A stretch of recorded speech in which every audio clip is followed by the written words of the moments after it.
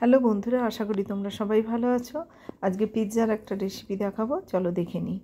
এই পিৎজাটা বানানোর জন্য বেকিং পাউডার, বেকিং সোডা কিংবা ইস্টের কোনো প্রয়োজন নেই। কড়াইতে কিছুটা পরিমাণ রিফাইন্ড অয়েল গরম করে আমি একটা মিডিয়াম সাইজের পেঁয়াজকে এইভাবে ভেজে নিয়েছি। এবার ওই তেলে আমি কিছুটা পরিমাণ রসুন কুচি আর গোলমরিচকে থেতো করে রিফাইন্ড অয়েলে ভেজে নিলাম। আর একটা টমেটোকে আমি এইভাবে পেস্ট বানিয়ে নিয়েছি, সেই পেস্টটাকে ওর মধ্যে দিয়ে দিলাম। নুন, চিনি, হলুদ গুঁড়ো, লঙ্কা গুঁড়ো পরিমাণ মতো দিয়ে ভালো করে আমি সসটা বানিয়ে নেব। এটাই পিৎজা সস হবে। আর একটু পেঁয়াজকে আমি গ্রেট করে দিয়েছি, ধনেপাতা কুচিও কিছুটা আমি ওর মধ্যে অ্যাড করে দিলাম। দিয়ে এটা ভালো করে কষে নেব। কষে নিলে ওর যে কাঁচা গন্ধটা চলে যাবে।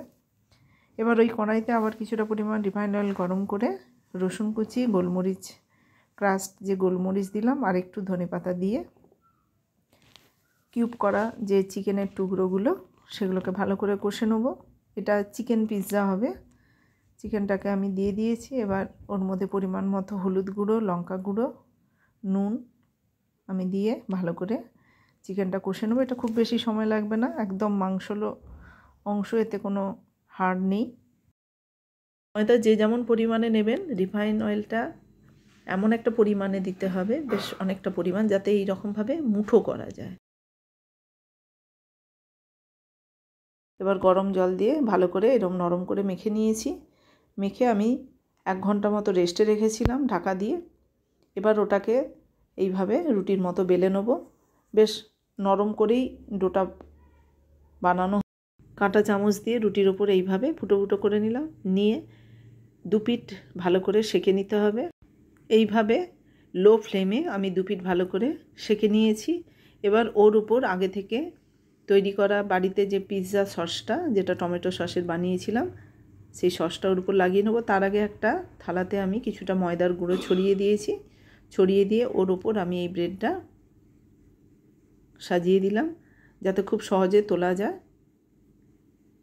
এবার ওই সসটা আমি ওর উপর ভালো করে লাগিয়ে নিলাম। চিকেনের টুকরোটাও দিয়ে দিলাম, আর ভেজে রাখা যে পেঁয়াজের টুকরোগুলো সেটাও অ্যাড করলাম। অরিগ্যানো আর চিলি ফ্লেক্স পরিমাণ মতো দিয়ে দিলাম। অরিগ্যানো না দিলে পিৎজাটা কিন্তু একদমই ভালো লাগে না, এটা দিতেই হবে, এটা মাস্ট। আরগুলো স্কিপ করলেও চলবে, কিন্তু এই হার্বসটা না দিলে ঠিক ইটালিয়ান যে পিৎজা, সেই পিৎজা বলে এটা মনে হয় না। আর তোমরা জানিও কমেন্ট করে কেমন লাগলো এই পদ্ধতিতে। আর লাস্টে আমি এর উপর মজরেলা চিজ পরিমাণ মতো আমি দিয়ে দিলাম। এটা যে যেমন কম বেশি সাজিয়ে দিতে পারো। একটা কড়াইকে আমি প্রিহিট করতে দিয়েছিলাম। এবার ওর মধ্যে একটা বাটি বা যে কোনো স্ট্যান্ড, তার উপর আমি থালাটাকে বসানোর চেষ্টা করেছি। ডিরেক্ট কড়াইয়ের তাপে ওটা নিচটা বেশি পুড়ে যাবে, তাই এই পদ্ধতি অবলম্বন করতে হবে। 5 মিনিট হাই ফ্লেমে বেক করতে হবে, তারপরে মিডিয়াম ফ্লেমে 10 মিনিট মতো বেক করে নিলেই পিৎজা রেডি হয়ে যাবে। তোমরা বানিয়ে খেও, আর কেমন লাগলো অবশ্যই জানিও। শীতের দিনে এই খাবারটা ডিনারে বেশ ভালোই জমে ওঠে। আবার নতুন রেসিপি নিয়ে তোমাদের সঙ্গে দেখা হবে। আজকের মতো চলো, টাটা।